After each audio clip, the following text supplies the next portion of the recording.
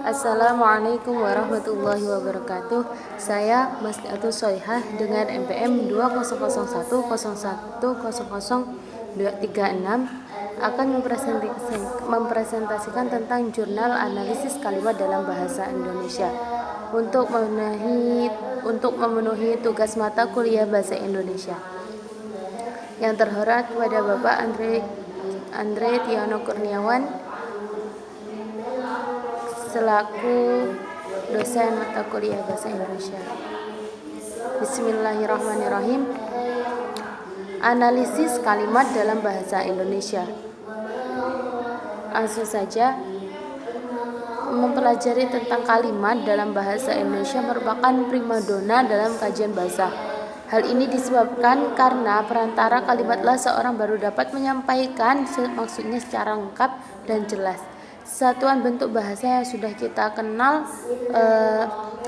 sebelum sampai pada tataran kalimat adalah kata, misalnya tidak, dan frase atau kelompok kata, misalnya tidak tahu. Kemudian kata dan frase tidak dapat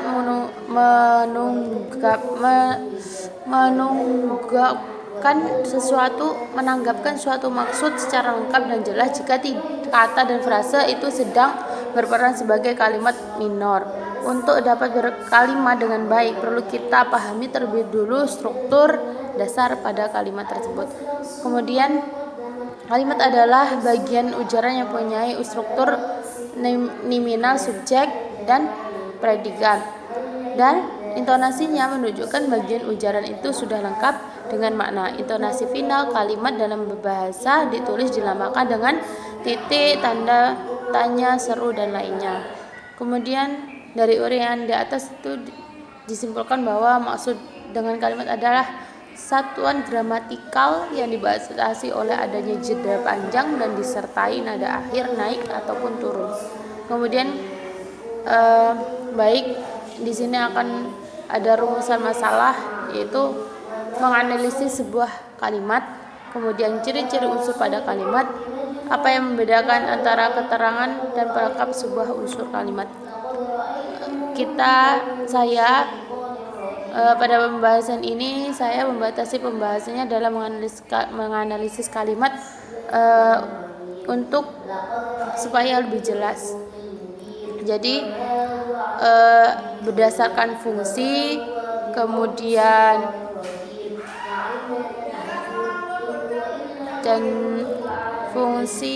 dan lain sebagainya.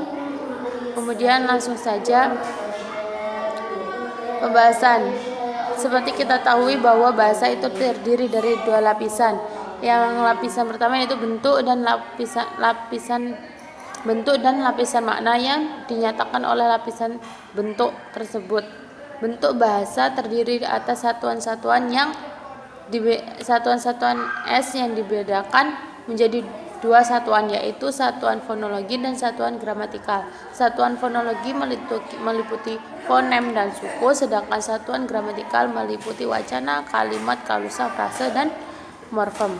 Kemudian analisis kalimat berdasarkan fungsi. Jadi di sini adalah fungsi yang mengaitkannya dengan kata frase lain yang ada dalam kalimat tersebut. Fungsi di sini diberi pengertian hubungan saling bergantungan antara unsur-unsur dari suatu perangkat sedemikian rupa sehingga perangkat itu merupakan keutuhan dan membentuk sebuah struktur. Kadang-kadang sebuah kalimat terdiri atas sebuah subjek dan predikat. Subjek predikat objek, subjek predikat keterangan, subjek predikat pelengkap, subjek predikat objek keterangan lebih lengkap, subjek predikat pelengkap keterangan. Jadi seperti itu. Kemudian ciri-ciri subjek adalah suatu yang dianggap berdiri sendiri dan tantangannya diberi suatu. Perhatikan contoh nih. Contohnya, mereka bergembira. Rumah itu bagus sekali. Karena subjek itu merupakan sesuatu yang berdiri sendiri, maka sudah semestinya berbentuk dari kata benda, seperti kata mereka, rumah pada contoh di atas itu tersebut. Kemudian ciri-ciri predikat. Predikat adalah bagian yang memberi keterangan tentang sesuatu yang berdiri sendiri. Menurut para ahli, predikat kalimat biasanya berupa frase verbal atau frase adjektival. Kemudian itu menurut Alwi et al. tahun 1998. Kemudian predikat merupakan unsur klausa yang selalu merupakan pusat klausa, memiliki hubungan dengan unsur-unsur lainnya yaitu SOK. Itu menurut Ramlan tahun 1996. Contoh predikat formal yaitu petunjuk aspek sudah kadang akan selalu di depan predikat. Kemudian kata kerja bantu boleh, harus, dapat. Kemudian kata petunjuk modal mungkin, seharusnya, jangan-jangan, seperti itu. Kemudian ciri-ciri objek adalah konstituen kalimat yang kehadirannya dituntut oleh predikat yang berupa verba transitif pada kalimat aktif. Kemudian contohnya pembantu membersihkan ruangan saya. Pembantu sebagai subjek, membersihkan sebagai predikat, ruangan saya adalah objek. Jadi seperti itu. Kemudian pelengkap. Ciri-ciri pelengkap. Orang sering mencampur adukan pengertian objek dan pelengkap.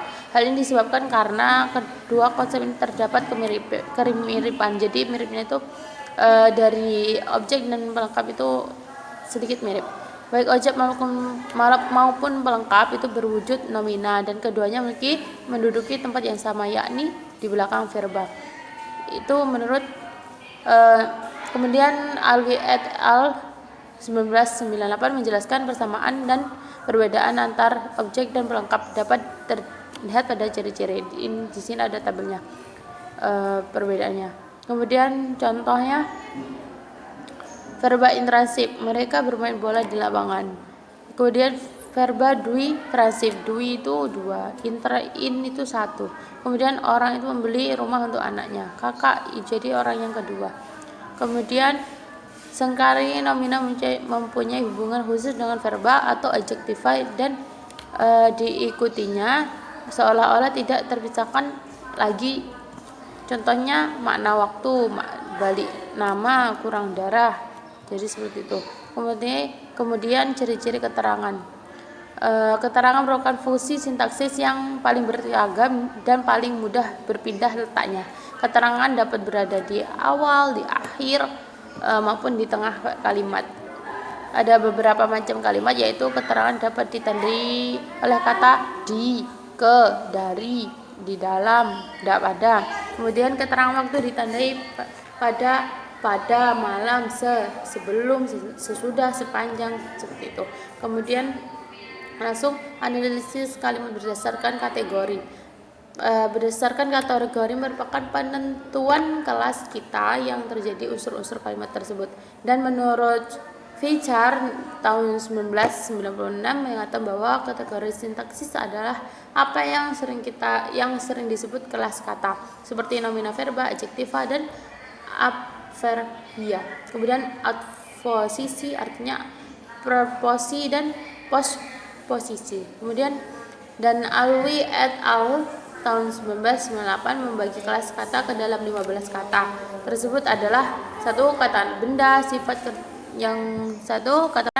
kata benda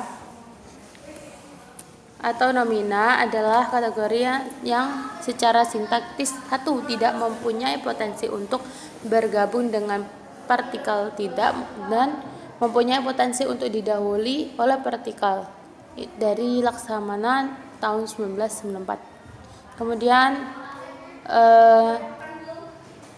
kata benda dapat dilihat dari 3 sisi, yakni segi semantik, segi sintaksis, dan segi bentuk. Kemudian kalau dilihat dari atas tulis kategori, kalimat dapat dikategorikan menjadi kelas kata, nomina, verba, adjektiva, adverbia, dan adposisi. Lanjut, promina, nomina, kata kerja, seperti itu. Kemudian kata sifat, adjektivita, sudah ada penjelasannya. Kemudian analisis kalimat berdasarkan keran. Jadi di sini analisis kalimat berdasarkan peran mengacu pada makna mengisi unsur-unsur fungsional kalimat.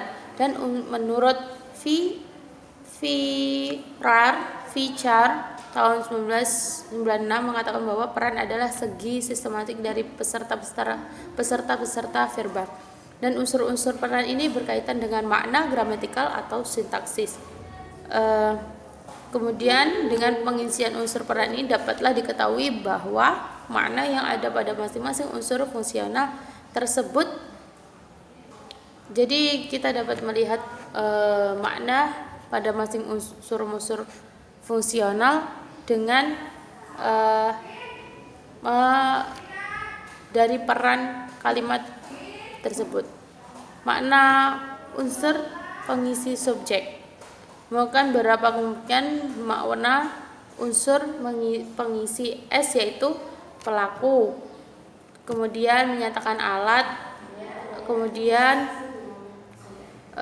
menyatakan sebab, menyatakan hasil, dan menyatakan tempat. Kemudian mengungkapkan bahwa makna unsur mengisi predikat adalah menyatakan perbuatan, menyatakan keadaan, menyatakan pengenal, dan menyatakan makna unsur dan menyatakan keberadaan. Kemudian makna unsur pengisi objek. Kemungkinan makna unsur pengisi objek adalah: 1. Menyatakan penderita, misalnya Tuti mencuci pakaian, Budi meletakkan bonekanya. Kemudian menyatakan tempat, misalnya para wisatawan mengunjungi Pura Besakih, seperti itu. Kemudian menyatakan alat, misalnya polisi menembakkan pistolnya, alat, jadi pistol itu sebagai alatnya. Kemudian seperti itu. Cukup dari saya. Kesimpulannya, tiap kata atau frasa dalam kalimat mempunyai fungsi yang mengaitkannya dengan kata atau frase lain yang ada di dalam kalimat tersebut. Fungsi itu bersifat sintaksis, artinya berkaitan dengan urutan kata atau frase di dalam kalimat. Fungsi sintaksis utama dalam bahasa adalah predikat, subjek, objek, pelengkap, dan keterangan. Kemudian unsur-unsur ini terdapat dalam sebuah kalimat, akan tetapi kelima unsur tersebut memang tidak selalu bersama-sama dalam suatu kalimat. Kategori sintaksis sering pula disebut kategori kelas kata, itu menurut Alwi et al. Tahun 1998. Oleh karena itu, analisis kalimat berdasarkan kategori merupakan penentuan kelas kata yang menjadi unsur-unsur kalimat tersebut. Hal ini senada dengan pendapat Fichar tahun 1996 yang menyatakan bahwa kategori sintaksis adalah apa yang sering disebut kelas kata, seperti nomina, verba, adjektiva, adverbia, absposisi, artinya proposi atau posposi. Dalam buku Tata Buku Bahasa Indonesia, Atwell membagi kelas kata ke dalam 5 kelas. Kata tersebut adalah kata benda, kata kerja, kata sifat, kata keterangan, dan kata tugas. Kemudian berdasarkan peran mengacu pada makna mengisi unsur-unsur fungsional kalimat, Fichar mengatakan bahwa peran adalah segi sistematis dari peserta-peserta verba. Unsur peran ini berkaitan dengan makna, gramatika, atau sintaksis. Dengan pengisian unsur peranan ini dapat diketahui makna yang ada pada masing-masing unsur fungsional tersebut. Kemudian semoga dengan ini kita menjadi lebih tahu, terutama bagi saya dan terutama bagi pendengar. Dan untuk memenuhi mata kuliah ini semoga saya mampu. Terima kasih. Mohon untuk saran, kritikan untuk Bapak dosen. Terima kasih, ini kemampuan saya dan saya akhiri. Wallahul muwaffiq ila aqwamit thoriq. Wassalamualaikum warahmatullahi wabarakatuh.